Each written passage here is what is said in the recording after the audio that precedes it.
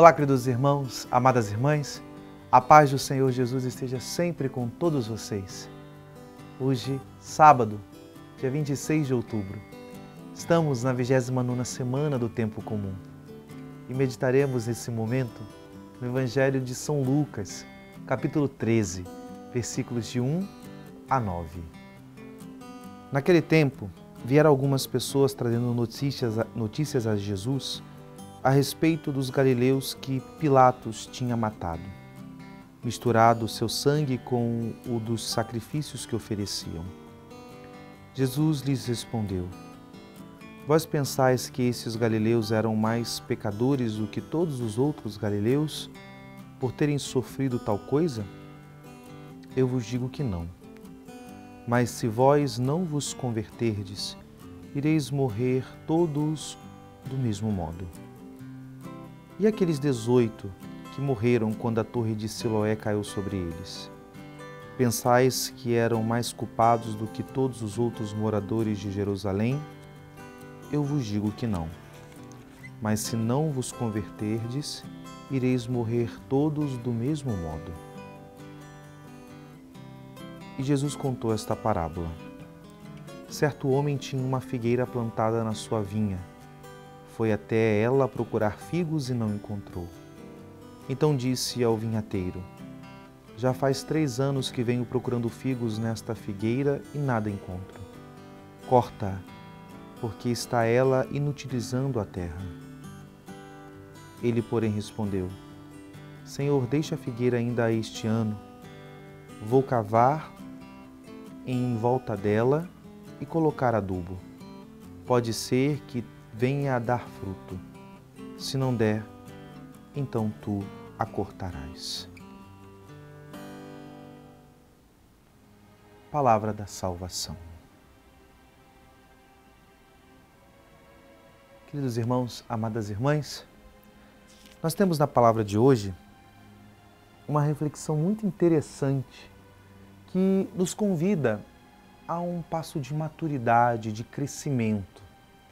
Jesus ele pega alguns acontecimentos trágicos que aconteceram, algumas tragédias, morte, assassinatos, um acidente, e ali ele tira, talvez, começa a desconstruir uma ideia de que tudo que talvez seja imprevisto ou de mal que acontece na vida é uma pena, é um castigo de algo mal que aquele grupo ou aquela pessoa cometeu.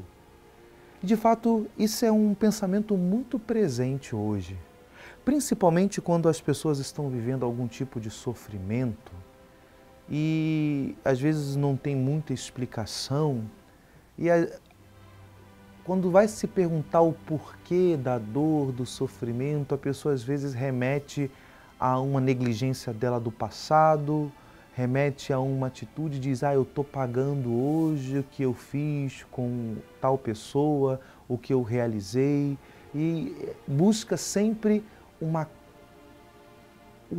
a causa de um efeito de dor, de sofrimento que esteja passando. De fato, aqui eu queria separar que tem algumas realidades que nós buscamos que pode ter consequências sim.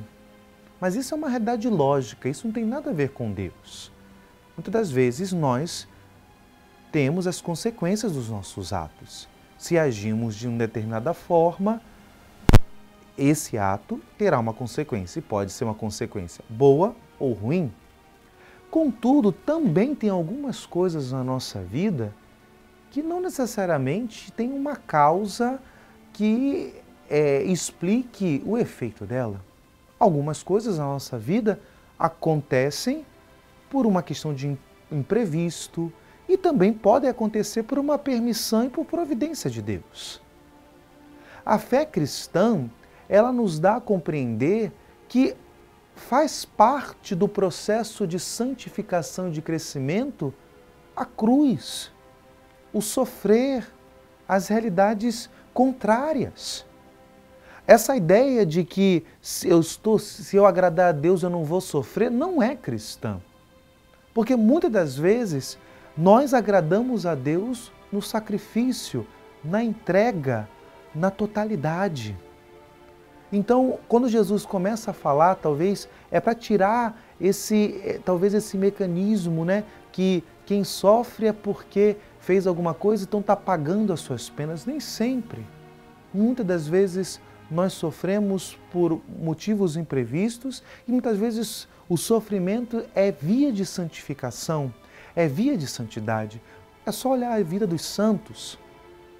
Muitos santos, quantos sofreram e por motivo algum, mas simplesmente porque o sofrimento também é lugar onde Deus age, onde Deus manifesta a graça dele e a misericórdia dele.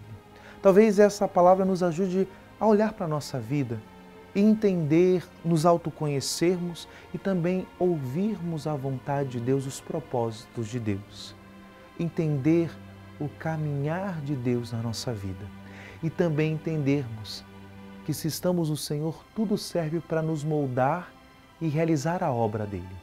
E aqui Jesus fala dessa parábola da figueira, de que é preciso sermos fecundos, é preciso produzir frutos.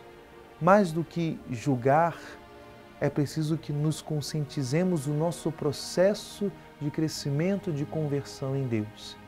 E converter-se é mais do que deixar de fazer algo, é fazer a nossa vida fecunda da graça e da presença do Senhor. Que o Senhor nos dê essa graça nesse dia, nos dê essa graça de entendermos os propósitos de Deus na nossa história. E mais ainda, pedirmos ao Senhor que, entendendo os seus propósitos, nos abramos, nos entreguemos a Ele e cada vez mais faça da nossa existência uma existência fecunda que produza frutos de graça, de santidade, de salvação. Que Deus nos abençoe. Em nome do Pai, e do Filho, e do Espírito Santo. Amém.